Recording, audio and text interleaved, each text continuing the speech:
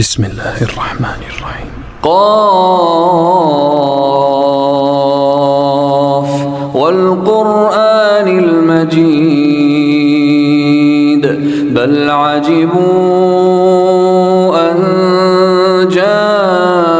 جاءهم منذر منهم فقال الكافرون هذا شيء عجيب أإذا متنا وكنا ترابا.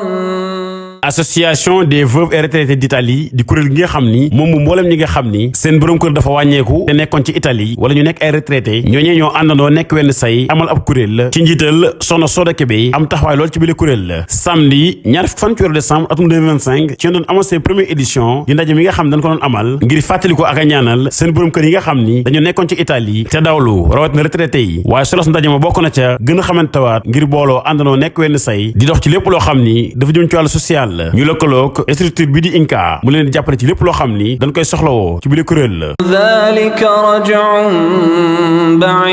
ba'id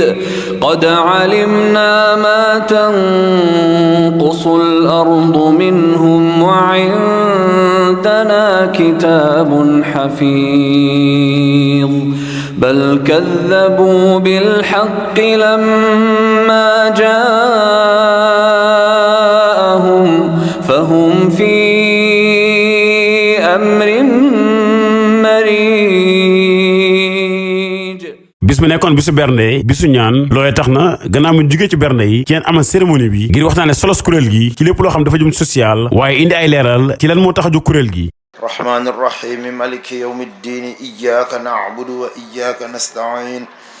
ihdina siraata al-mustaqiima siraata allaziina an'amta alayhim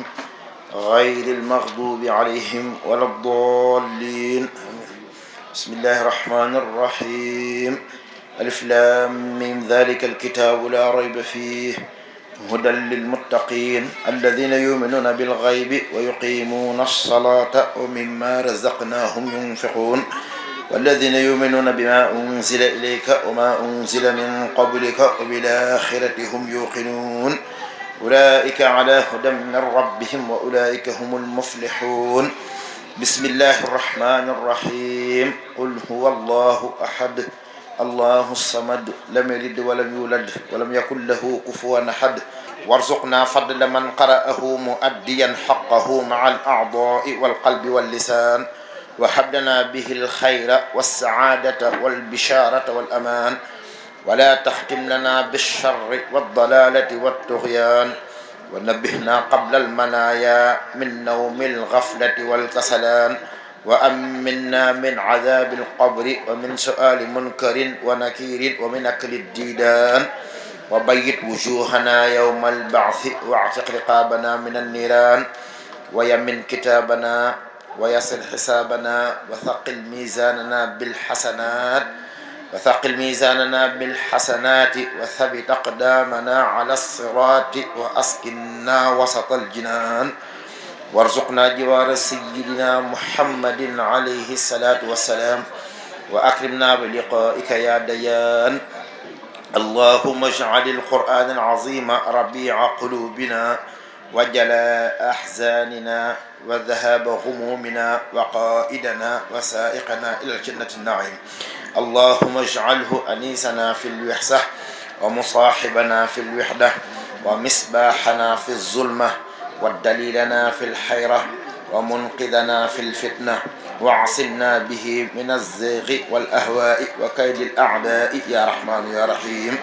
اللهم اختم بالسعادة آجالنا وحقق بالزيادة آمالنا وقرن بالعافية غدونا وآصالنا واجعل إلى رحمتك مصيرنا ومآلنا واصبب سجال عفوك على ذنوبنا ومن علينا بستر عيوبنا اللهم اجعل تقواك زادنا والثقة بك زخرنا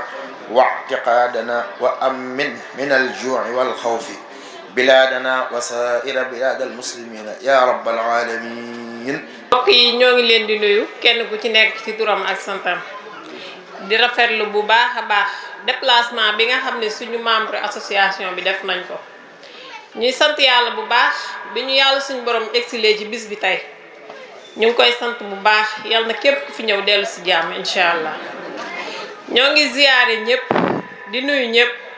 xañ na sa jaruñuy dellusiwaat ci nuyoo bi ndax présidente nuyu na ñëpp. dañoo ñaan yàlla association bi tey bu ñu demoon ba pension kenn dagg association bi continuer di jàppale njabootam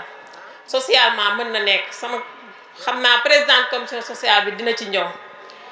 ñu dem ba nga xam ne ni déposé nañ suñu récépissé ñoo ngi koy topp di ñaan yàlla suñu borom yàlla na génn ak jàmm ñu ngi koy ñaan ñëpp mbooloo mi ñi fi teew ñëpp ñu ngi leen koy ñaan ñu ñaanal suñu récépissé gaaw génn incha allah. association bi nag tey ñu ngi toll ci 76 membres ci lañ toll ci kaw loolu démarche yi ñu def ci déposer récépissé bi dem nañ fi ba commissariat bu Yëmbal présidente Soda mi li muy sori ñëw na foofa signé ak man ak la trésorière Seynab Fall membre du bureau bi nag ñu ngi toll ci 9 personnes même mën na nekk sax 10 ndax am nañ la présidente soxna Soda am son adjoint tonton Mamadou Ndiaye mi nga xam ni dafa xaw a tawat yàlla na ko suñu borom yëkkati ak man mii di wax ak yéen la secrétaire générale ak Ajaratu Kadja sama adjointe Zeynab Fall la trésorière générale xam naa ñëpp xàmmee nañ ko mooy laaj xaalis bi ak adjointam Adja Ndiku am nañ présidente commission sociale Soxna Dieng ñu am 2 commissaires au compte maman Aïcha Mbaye ak Soxna Fat Fall moom itam ñu ngi koy ñaanal yal na yàlla saafara jàngam ñu am ay conseillers yoo xam ni ñu ngi suñu biir Umu Kala Dieng mu baax mi suñu bëggantaa ak ki nga xam ne nii moom la Soxna Soda ni bëggul kenn ku ko tudd kooku xañ na sax duñ ci wax lu bari dañuy ñaan yàgg ak li ñuy sàkku ñu am ko bu boobaa xañ na dinañ gën a wax ci moom. mu mel ni ñun ñëpp li ñu boole te muy lii nga xam ne nii suñ borom moo ko dogal ñuy ñaan yàlla suñu way dawlee fa ñu nekk yàlla na sedd si ñoom. waaw léegi association bi kees gi fi ñuy waxee ak yow ci mois de novembre bi mi ngi toll ci 3 550 000 yoo xam ne ñun ñooy dajale suñuy juróomi téeméer weer wu nekk ci membre 75 personnes di ko denc chaque weer ci denc boobu nag dañuy def le premier ba le 15 ku ne xam ne à partir de le 15 moom di ngeen may dégg toujours ma naan leen tëj naa kaye bi ba le premier ati ku cotisé wul tam 3 mois yoo tegle cotisé woo ku ne xam ne ni dootoo gisati sa tour tamit ci liste bi loolu ci règlement intérieur bi la bokk somme bi la ñu am muy 3 550 ña ngi ko denc PAMECAS ci signature sama signature tonton Souleymane signature tonton Ndiku Gueye sama adjointe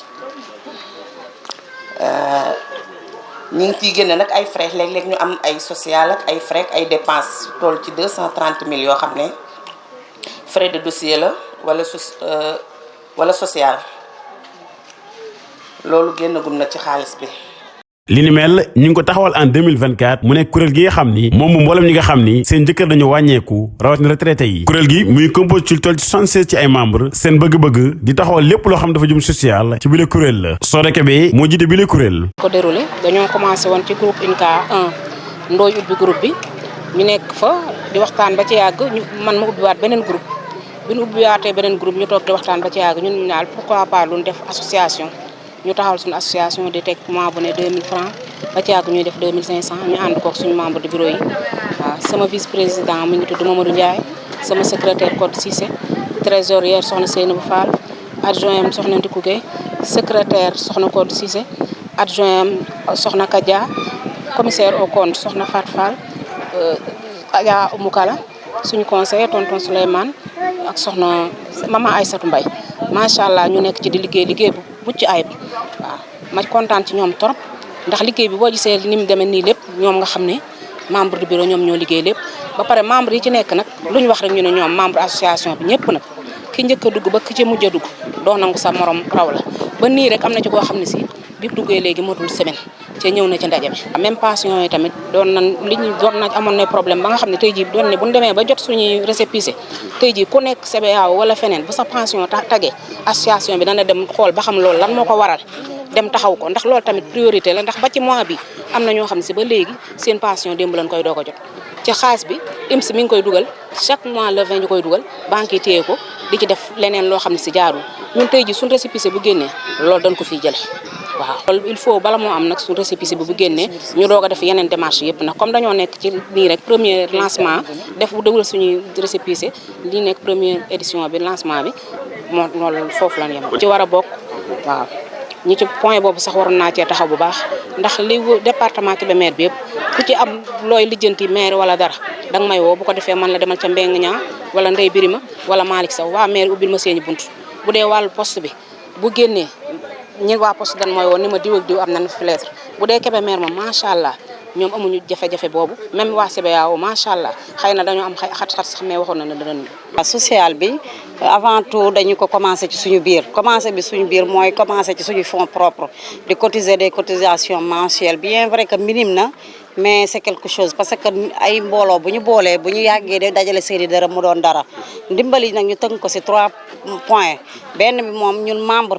personnel ku ci dem ba membre bu ci wàññeeku dañu fixé benn somme de 100 000 francs boo xam ne dañ la koy dimbalee membre bu ci feebar wala nga tële wala nga ne ci jafe-jafe ñu fixé benn somme de 50 000 francs di la ko dimbalee ku ci am parent proche bu wàññeeku muy sa yaay sa papa wala sa doom comme ni ma ko waxee woon ñu am dimbal bu ñu lay dimbalee ñi nga xam ne tamit dañu am ay blocage de pension mënu ci ñàkk parce que boo gisee association bi li ko tax a judd mooy ay jafe-jafe suñu borom kër dañu nekkoon Italie di liggéey bu ñu décédé boo fa amul mbokku jëkkër bu fa ne wala xaritam bu takku sa ban nga dem ba sa ay bien wala sa héritage yu doom nul ndax boobu dem da jafe woon na ku la lijjanti jafe woon na IMS nag yombal ñu ko comme niñ ko waxee ba taxawal fi INCA mooy comme IPRES waaw IMS waaw comme IPRES bu Italie nga xam ne suñuy borom kër ba ñuy liggéey ci lañ daan verser seeni droit kon bu ñu wàññeekoo wala ñu retraité ñooñu ñoo leen di fay léegi bi ñu demee ba loolu taxaw IMS indil ñu fi waa INCA pour Sénégal INCA mooy ñoom Assane Cissé ak Vanessa mii moo ko jiite di tubaab bi léegi nag bi loolu ñëwee ñun ñu def créer ñu groupe pour yombalal ñu liggéey bi lu ñu soxla di waxtaan ci groupe bi mais bi ñu demee comme dañ koy waxee ba waxtaan bi bëri ñu ne fii yëfu liggéey la nañ créer beneen groupe tuddee ko INCA 2 INCA social bi nag moo waral moo jur association bi ndax comme dem nañ bay waxtaan wi gisatuñ ci dara lu utile ñu ne pourquoi pas ñu booloo créer suñu association waxtaan ci suñu biir xamante wuñ gisante wuñ ñu tasaaroo nag à travers le Sénégal fu ci ne nit fa la jógee ñu booloo ne nag bu ñu xaar ndimbalu kenn nañu commencé dimbali ci suñu bopp di natt suñuy cotisation mensuelle 2000 di ko dajale nga xam ne bala ñoo soxla ndimbal di ko wuti feneen ñun nañu commencé entraide mutuelle ci suñu biir loolu moo waral ñu commencé ci social bi ci doxal di tàllal nag suñu loxo ñëpp yi association yi coopérative yi bonne volonté yi autorités yi ONG yi bàyyiwuñ kenn mais comme dañu am devant dañu def les devant mais bu ñu neexoon croiser les bras xaar suñu récépissé génn mais pour gagner du temps wala bañ a yaacaaral moo tax ñu anticiper commencé di cotiser di denc di commencé suñu activité di denc heure bu suñu récépissé génnee nag ba ñu formel su boobaa autorités yi état dina yëg pourquoi pas ministère des Sénégalais de l'extérieur ministère affaires étrangères ministère de la femme lépp la ñuy soxla te yooyu yëpp tamit suñu mbébét la mais suñu projet la te incha allah dinañ ci yegg incha allah kuy bëgg a bokk ci association bi obligatoirement foog sa jëkkër newoon Italie di fa liggéey wàññeeku wala nga doon liggéey Italie doon retraité mooy premier critère yi wala nga doon invalide ñu dem ba xam ne liggéeyatoo nga dugg ci pensionnaire bu boobaa ci ngay doog a bokk loolu mooy premier critère yi ñun rek duñu waa INCA membre de presque plus de 200 personnes la mais INCA social bi nag forcé wuñ kenn ñi gëm ñoo ñëw ñuy 76 personnes ñi ci desit ñi ngi leen di tàllal ay loxo bëgg ñëpp ñëw ñu yaatal doxal te xam ne affaire yi long terme la ñaan yàlla ku ci ne gis sa bopp incha allah. gannaaw kàddu soxna Dieng mi nga xam ni moo jiite lépp lu jëm ci wàllu social bis bu ñu ngi ko jël depuis ko ki nga xam ni mooy njiital INCA di Vanessa mu ñëw ànd ak une forte délégation waaye kontaan lool ci taxawaay bi nga xam ni association des veuves et retraités d'Italie daan nañ ko amal ci département de Kébémer foofa ca Dakar. Salut, je suis Vanessa Marquez, je suis la directrice du patronat INCA de la CGIL. On s'occupe d'assistance aux Sénégalais de la diaspora qui sont en Italie et aux familles même, en fait, on est là même pour les Italiens qui sont résidents au Sénégal ou de passage au Sénégal. Moi, je remercie Soda et aussi tous les bureaux de l'association pour l'initiative et aussi pour l'honneur qu'ils m'ont donné d'être la marraine de cette première édition. En fait, c'est très important parce qu'en fait, nous travaillons beaucoup pour les retraités, pour les retraites italiennes. En fait, chaque Sénégalais, chaque citoyen de n'importe quel pays à travailler en Italie a des droits. Et nous, on est là pour défendre, pour protéger, pour assister les personnes qui ont ces droits-là. Et Inca, ça fait des années qu'est ici au Sénégal et maintenant nous avons plus de 300 retraités. La plupart des retraités sont des veufs. En fait, comme vous savez, l'expérience migratoire en Italie, pour la plupart, c'est formé par des hommes. Donc les hommes partent, ils travaillent, ils arrivent à cotiser, mais souvent ils décèdent. Ils décèdent une fois qu'ils sont retraités ou même avant. Et ça donne la possibilité aux héréditaires d'avoir quelque chose, d'avoir une retraite en fait. On a eu des cas de femmes qui sont restées veuves et l'ont découvert d'avoir un droit économique après 5 ans, 10 ans. C'est énorme. Avec la communication, avec les actions de l'association, on peut arriver à cette femme avant. Il faut passer l'information. Il y a aussi beaucoup de procédures administratives que les Sénégalais qui sont en Italie ne connaissent pas, par exemple. Non, nous, on est là pour informer, aussi pour appliquer. Inca Sénégal, c'est seulement à Dakar, on n'a pas de représentants dans les régions. Mais bien sûr, les associations comme l'association des Soda, qui c'est en première, elles peuvent véhiculer certaines informations. Nous avons même créé un chat WhatsApp avec tous nos retraités. Donc, quand il y a des procédures à faire, des urgences, des communications, on travaille beaucoup sur la communication. J'espère que l'association des Soda en fait, va arriver à aider. En fait, c'est important parce qu'il faut se soutenir en fait. Parfois, vous savez, il y a des blocages, parfois c'est pas facile, parfois c'est même pas facile d'arriver à la retraite. Pour nous, c'est une lutte chaque jour. Donc, une association qui derrière aide, protège, en particulier les femmes, c'est très important. bis bu ñu ko doon amal ci teewaayu mboolem kilifa yi nga xam ni ñi ngi nekk foofa ca Dakar monsieur le maire Abdoulaye Mbengue Niang premier adjoint au maire madame Ndeye Bidima Dieng deuxième adjoint au maire Serigne Gora Sylla njiital Touba ca kanam Serigne Ndiass Diop mi nga xam ni moo jiite woon njàngum alxuraan mi ñoom ñëpp ñu àndandoo teew ci bis bi nga xam ne danañ ko amal di bis retrouvailles xamante jàppante bu kuréel gi mën a ñoŋ ci wàllu social Pape Sow ko joxe info